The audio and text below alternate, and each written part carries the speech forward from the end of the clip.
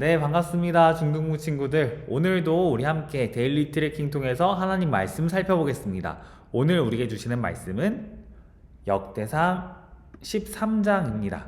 네, 우리 말씀 함께 살펴보기 전에 우리의 고백하는 시간 갖도록 하겠습니다. 저를 따라서 같이 읽어주시면 좋을 것 같습니다. 시작. 나는 내가 생각하는 것보다 더 큰 죄인입니다. 그러나 나는 내가 생각하는 것보다 더 큰 사랑을 받았습니다. 나는 하나님의 사람입니다. 네, 오늘의 말씀을 한 문장으로 요약을 하면은 이렇게 할 수 있을 것 같아요. 옳은 일을 옳지 않은 방식으로 행할 때. 제가 오타 가지고 있네요. 네, 때입니다. 이게 무슨 내용인지는 우리 같이 말씀 통해서 더 살펴보면 좋을 것 같습니다. 오늘 말씀 배경은 이렇습니다. 이스라엘 백성들이 이제 하나님 앞에 예배하기 위해서는 정해진 구역에서 이제 예배를 해야만 했어요. 오늘날 우리는 뭐 예배당, 우리가 흔히 교회라고 말하는 이 예배당에 와서 예배를 주로 하잖아요. 또 어떤 친구들은 가정에서 예배하기도 하고 학교에서 예배하는 친구들도 있습니다. 이스라엘 백성들은 이 당시에는 아직 성전이 없으니까 그 성소 내에서 정해진 구역에서만 예배를 할 수 있었습니다. 이것도 갈 수 있는 그 구역이 나뉘어져 있어요. 외국인들이 갈 수 있는 구역이 따로 있고요. 또 일반적인 백성들 갈 수 있는 곳과 또 제사장 그룹, 또 대제사장이 들어갈 수 있는 곳이 각각 달랐습니다. 그리고 성소에서 가장 거룩한 장소가 있거든요. 그곳을 지성소라고 하는데 거기에는 하나님의 언약궤가 있었습니다. 이 언약궤는 십계명에 하나님께서 직접 새겨주신 그 두 돌판이죠. 두 돌판에 하나님이 직접 새겨주신 십계명이 있었고요. 그리고 아론의 싹난 지팡이가 있었습니다. 또 이 이스라엘 백성들이 출애굽 당시에 먹었었던 광야에서 40년 가까이 먹었던 만나가 담겨져 있는 금 항아리가 있었고 이 언약궤에는 닫혀 있었으며 이 닫혀 있는 언약궤는 순금으로 이제 덮여 있었습니다. 근데 이제 성경이 정확하게 이 언약궤가 어느 정도의 금으로 덮여 있는지는 막 기록이 안 되어 있거든요. 근데 사실 뭐 요즘에 뭐 금값도 비싸고 하잖아요. 그래서 여러분 혹시라도 흥미를 가지실까봐 제가 한번 찾아봤습니다. 찾아보니까 대략 한 70에서 200kg 정도 되지 않았겠느냐라고 하더라고요. 이것도 근데 사실 정확하진 않아요. 근데 금이 한 20kg에서 한 70kg에서 200kg면은 어느 정도 가격인지 우리가 잘 모르잖아요. 그래서 제가 한번 그 한국 금 거래소에 한번 검색을 해봤습니다. 그래서 보니까 이제 어제 기준으로 3.75g당 106만 원인가? 막 이런 거예요. 그래서 제가 엄청 놀래가지고 와 그러면 이거 키로당 얼마지? 환산을 해보니까 제가 또 PPT에 친절하게 써드렸잖아요. 오늘날 약 20억에서 57억 정도가 됩니다. 그러니까 이 언약계가 싸고 있는 금이 어마어마하게 많았다라는 거죠. 이걸 되게 비싼 물건이네 이렇게 생각하는 게 아니라 와, 언약계가 그만큼 금으로 많이 덮여 있었고 그런 만큼 이 거룩함을 겉으로 드러내기 위해서 되게 많은 것들이 좀 사용되었구나라고 봐주시면 좋을 것 같아요. 그리고 무엇보다도요. 이게 가격으로 환산하면 대충 이 정도잖아요. 근데 그 안에는 가격으로 환산할 수 없는 게 있었습니다. 바로 하나님의 임재를 상징한다라는 것이죠. 하나님의 임재는 뭐 이 돈으로 환산할 수 있는 게 아니잖아요. 만약에 돈으로 환산할 수 있으면은 우리가 이제 매주 드리는 헌금에 따라서 하나님이 누군가에게는 은혜를 주시고 누군가의 은혜를 안 주실 거예요. 근데 하나님은 그렇게 하지 않으십니다. 그러니까 하나님의 임재는 전적으로 은혜이며 그건 돈으로 환산할 수 있는 가치가 아니라는 것을 볼 수 있습니다. 다윗은 그런데 이제는 이 하나님의 언약궤가 자신의 다윗성으로 옮겨지길 바랐습니다. 그러니까 하나님을 자신이 가까이서 이제 예배를 드리고 싶었던 거죠. 그래서 다윗이 이러한 배경 속에서 언약궤를 옮기자라는 결정을 내립니다. 근데 이제 다윗이 이 언약궤를 옮길 때 생각보다 꽤 멋진 괜찮은 모습들을 보여줘요. 뭐냐면은 다른 신하들하고 함께 모여가지고 논의하는 겁니다. 그러니까 사실 이제 왕이잖아요. 그러면은 그냥 자기 맘대로 해도 괜찮을 것 같거든요. 근데 다윗은 그렇게 하지 않고 신하들을 존중하면서 그들의 의견을 묻고 그들과 함께 이 방법을 강구합니다. 결과적으로 그들은 언약궤를 옮길 때 우리가 이 수레에다가 새 수레에다가 언약궤를 싣고 이 소들을 통해서 한번 옮겨보자라고 결정을 내립니다. 그런데 이 방법이 하나님 보시기에 옳은 방법은 아니었습니다. 그 근거로 이제 하나님께서 언약궤를 옮기는 소들이 날뛰게 하세요. 그러니까 소가 날뛰기 시작하면 그 언약궤가 뭐 이렇게 수레에 밀봉되어 있고 막 이런 게 아니니까 당연히 언약궤가 막 떨어질 수도 있는 거잖아요. 그런 위험한 순간들 속에서 하나님의 임재를 상징하는 언약궤가 떨어진다, 이거는 막 상상할 수 있는 일이 아닌 것 같아요. 엄청 다급하고 엄청 위험한 일인 거죠. 그때 바로 이 언약궤 근처에 있었던 것 같습니다. 우사라는 사람이 언약궤가 막 떨어지려고 하니까 어어 하면서 이제 언약궤를 붙잡아요. 근데 하나님께서 언약궤에 손을 댄 우사를 그 즉시 치십니다. 언약궤를 떨어지지 않도록 지키려는 거 아닌가요? 라고 우리가 생각할 수 있잖아요. 근데 이건 이제 우리의 생각이고요. 사실 우사도 알지 못했던 것 같습니다. 그러니까 언약궤는 너무너무 거룩한데 죄인인 자신이 감히 거룩한 언약궤에 손을 댄다는 것이 얼마나 큰 죄인지에 대해서 우사는 알지 못했던 것 같아요. 그냥 눈에 보이는 바닥의 흙먼지, 이 진흙들, 이런 게 더 더럽지 나는 저것보단 덜 더러워 라는 생각을 하고서 언약궤에 손을 대었던 것이죠. 이게 우사의 실책이었습니다. 그리고 하나님께서는 그 우사에게, 그리고 그 자리에 있는 모든 사람들에게 보여주세요. 봐라, 언약궤는 거룩하고 너희는 죄로 가득하다. 이 너희의 죄가 얼마나 더럽냐면은 너희는 이 땅에 있는 그 더러워 보이는, 너희 눈에 더러워 보이는 그 수많은 것들보다도 너희의 죄가 훨씬 더 더럽다. 감히 그 더러움으로 언약궤를 만지려 한다면은 너희는 거룩함에 의해 심판받을 수밖에 없다라는 것을 하나님이 분명하게 보여주십니다. 그러니까 우리가 얼마나 죄악된 존재인지를 주께서 선명하게 보여주신 것이죠. 네. 그래서 언약궤를 다윗이 못 옮기게 돼요. 자신의 성으로 옮기지 못합니다. 그리고 언약궤가 오벳 에돔이라는 사람의 집으로 가게 됩니다. 갑자기 오벳 에돔이라는 사람이 등장해서 저도 이게 대체 무슨 상황이지 잘 이해가 안 가더라고요. 그래서 막 찾아봤어요. 보니까 이 학자들도 오벳 에돔이 정확히 누구인지는 잘 모르더라고요. 그래서 오벳 에돔에 대해서 두 가지로 해석을 합니다. 첫 번째는 이 사람 레위인이었을 것이다. 그러니까 이 사실 언약궤를 옮기려면은 레위인들 가운데서, 이 레위인 남자들 가운데서 택함 받은 사람들이 이 언약궤를 자신의 어깨에 메고 옮겨야만 합니다. 그러니까 이 하나님이 정해주신 방법이라는 게 있어요. 근데 다윗은 그 방법이 아니라 신하들하고 같이 이제 자신들이 보기에 제일 좋은 방법을 선택해서 언약궤를 옮기다가 이 사단이 난 거거든요. 그래서 하나님께서 이 하나님의 언약궤를 잘 섬길 수 있는 레위 지파 사람에게 옮기셨다라고 보는 사람들도 있습니다. 그런가 하면은 오벳 에돔이 살던 지역이 가드 지역이거든요. 근데 이 가드 지역이 어디냐면은 블레셋 민족이 다스리던 도시입니다. 그러니까 한마디로 오벳 에돔은 이스라엘 사람이 아니라 블레셋 사람일 가능성이 높다라는 거예요.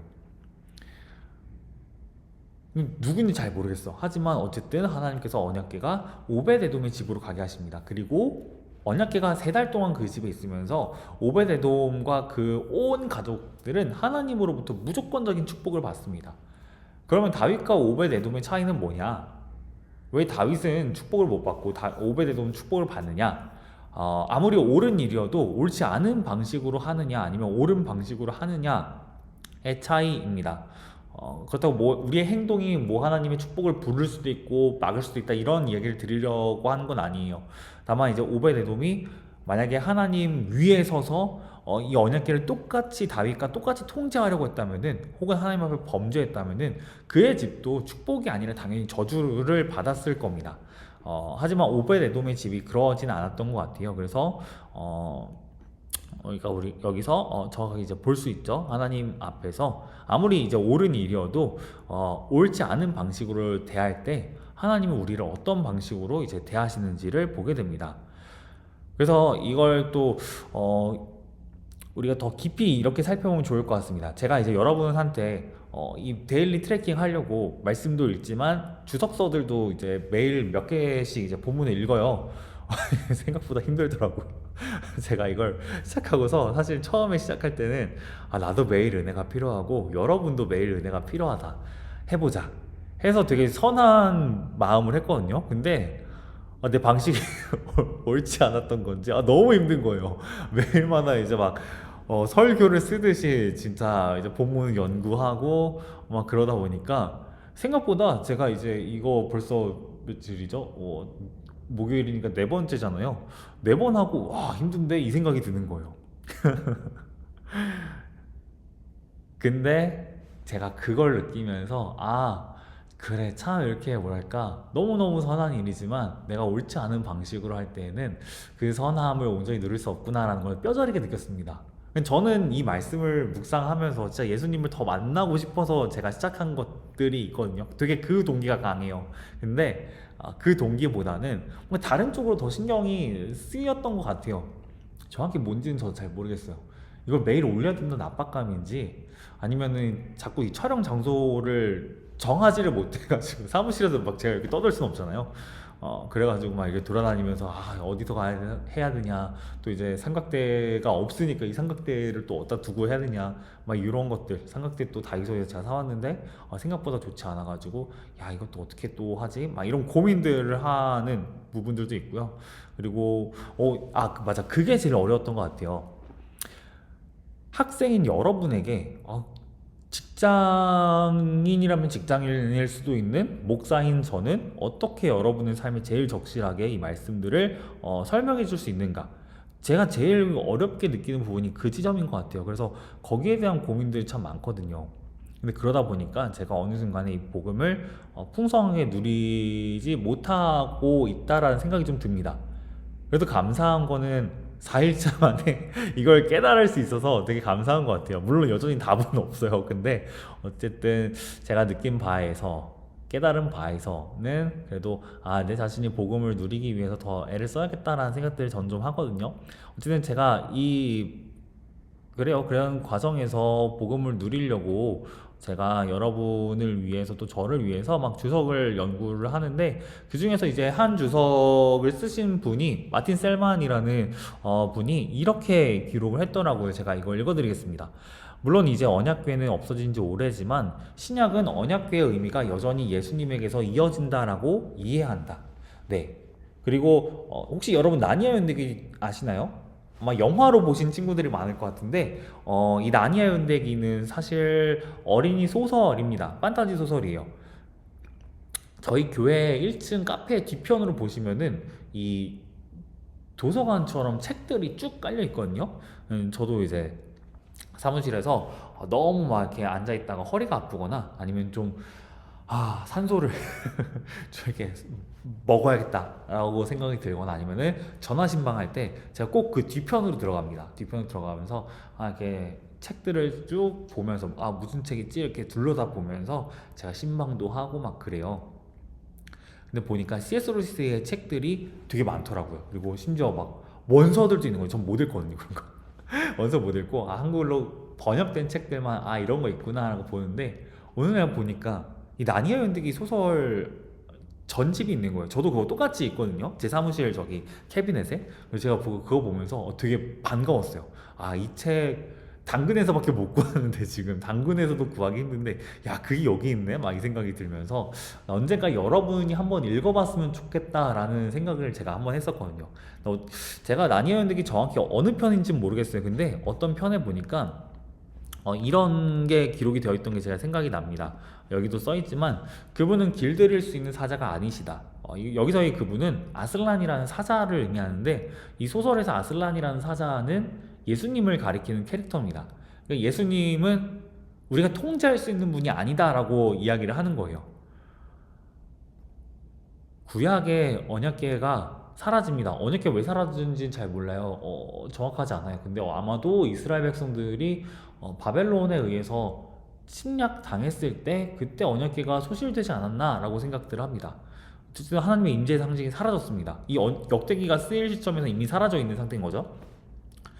근데 하나님께서 이제는 직접 내려오셨어요. 그리고 직접 내려오셔서 우리를 통치하십니다.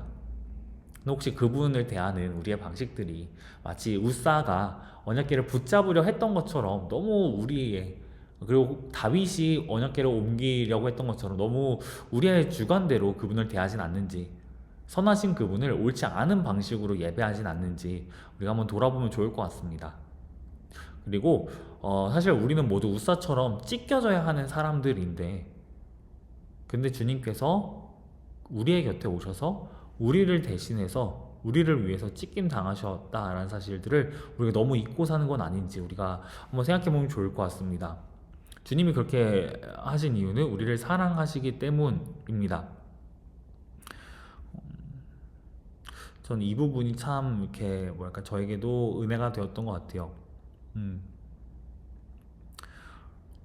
찢겼다라는 표현을 제가 쓴 이유는요. 11절에 보시면은 그런 표현이 있어요. 실제 제가 한번 읽어드리겠습니다. 11절에는 이렇게 되어 있어요. 여호와께서 우사의 몸을 찢으셨으므로 라고 되어 있어요. 꼭 이렇게 찢었다, 뭐 이렇게 곰이 사람 찢었다 막 이런 의미는 아니지만, 네, 어쨌든 이 표현을 통해서 그냥 우리를 위해서 찢겨지신, 그러니까 죽임 당하신 예수님을 연상하게 되더라고요.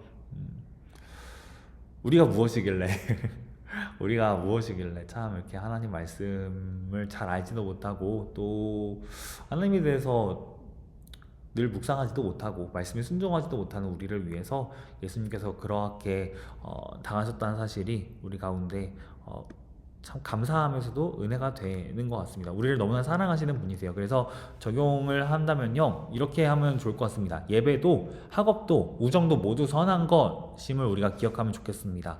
하지만 선하지 않은 방식으로 대할 때 그게 우리의 범죄함이 된다는 것도 알았으면 좋겠어요. 그러니까 뭐 예를 들면 그런 것 같은데, 예배를 이제 인도하는 입장에서 청중들의 어떤 감정을 끌어내려고 막 호소하거나 지나치게 너무 오버하면서 혹은 말씀과 전혀 상관없는 것들로 말씀을 이제 전하려고 하거나, 아니면은 너무 이걸 희화해서 말씀을 너무 가볍게 여기면서 그냥 재미만 주려고 말씀을 전하거나, 이런 식으로는 옳지 않은 방식으로 말씀을 전하는 것밖에 안 된다라고, 사실 이건 저한테 하는 얘기인데 뭐 제가 그렇다 딱히 그런 식으로 하려고 하는 건 아니지만 어쨌든 제가 기억해야 될 일인 것 같고요. 또 학업 선하죠. 좋은 점수 좋죠. 하지만 그걸 얻기 위해서 편법을 쓰는 건 죄입니다. 이건 우리가 너무너무 잘 알죠. 우정 선하죠. 여러분, 친구 관계 중요합니다. 친구도 소중해요. 근데 그 친구가 소중하지만 친구의 어떤 잘못을 보고서 우리가 그것을 아마 공개적으로 야 이거 너 너무 잘못했잖아 라면서 부끄러움을 주거나 아니면 민망하게 하거나 친구의 감정을 상하게 하는 방식으로, 그러니까 친구를 내가 지켜주고 싶었던 건데, 근데 왜 그렇잖아요. 우리가 지혜가 부족하면은 그 친구에게 선하지 않은 방식들로 대할 때들이 있잖아요. 그러지 않는 게 우리 가운데 필요한 것 같아요. 그래서 그게 어려운 우리에게 오늘도 주님 지혜를 주세요라고 우리가 함께 기도할 수 있었으면 좋겠고, 그런 의미에서 오늘은 이렇게 기도하고 마치면 좋을 것 같습니다. 제가 갑자기 마음이 급해졌어요. 첫날에 20분 올리고 이거 안 된다. 무조건 10분 안으로 줄여야 된다는데 지금 벌써 18분 19분이거든요 빨리 이거 읽고 또 여러분 학교 가셔야 되니까 기도하고 마치면 좋을 것 같습니다. 그래서 제가 지금 드는 생각은 다음 주에는 그냥 아예 저녁 때 올려야 되나 싶기도 해요. 여러분 아침에 이제 학교 가시고 하시는 그 시간에 제가 이거 올리면은 이거 언제 봐요? 언제 또 묵상해요? 차라리 전날 저녁에 올려가지고 여러분이 전날 밤에 묵상할 친구들은 묵상을 하고, 그러고 아침에 묵상한 것들 붙들고서 나아가는 게 차라리 낫지 않나 이 생각이 좀 듭니다.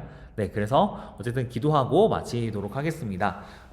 거룩하신 하나님, 예수님처럼 옳은 일을 옳은 방식으로 행하기를 원합니다. 이에 필요한 지혜와 힘을 더하여 주세요.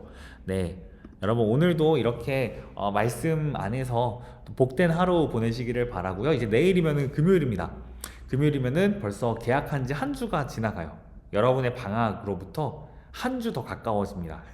그래서 기쁜 소식 여러분 잘 누리시길 바라고, 또 이번 주 주일 예배 가운데도 기대하며 여러분 나오셨으면 좋겠습니다. 네, 그러면은 우리는 내일 트래킹으로 다시 만나도록 하겠습니다. 감사합니다. 주를 찾는 모든 자들이 주로 말미암아 기뻐하고 즐거워하게 하시